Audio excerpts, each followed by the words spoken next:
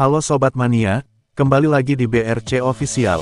Ada kabar menarik nih mengenai 3 rekrutan baru PSM Makassar, di jendela transfer paruh musim Liga 1, 2024-2025, telah menjalani debut.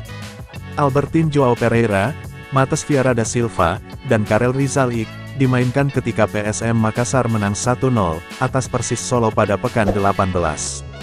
Ketiganya, diturunkan sebagai pemain pengganti di babak kedua, pada pertandingan yang berlangsung di Stadion Manahan, Solo, Jawa Tengah, Senin, tanggal 13 Januari tahun 2025 malam.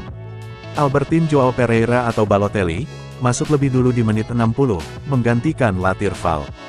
Disusul Karel, yang masuk di menit 85, menggantikan Victor Detan.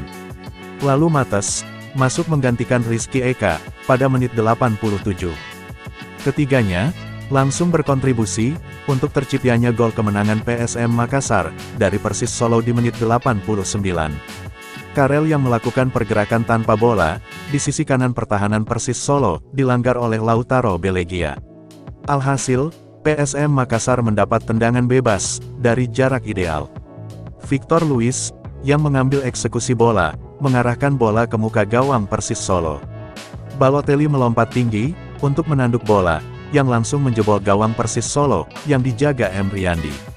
Sedangkan Matheus, berperan menarik dua pemain Persis Solo, sehingga, membuat Balotelli bebas menyambut bola. Bisa dikatakan, performa ketiga pemain anyar Juku Eja ini, cukup bagus di debutnya.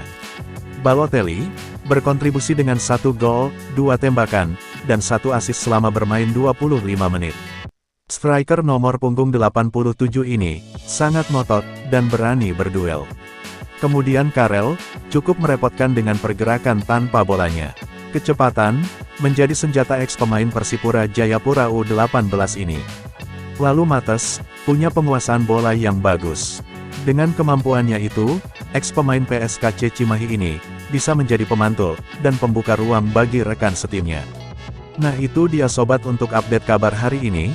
Bagaimana pendapat kalian sobat? Tulis pendapat kalian ya sobat, dan jangan lupa like, komen dan subscribe.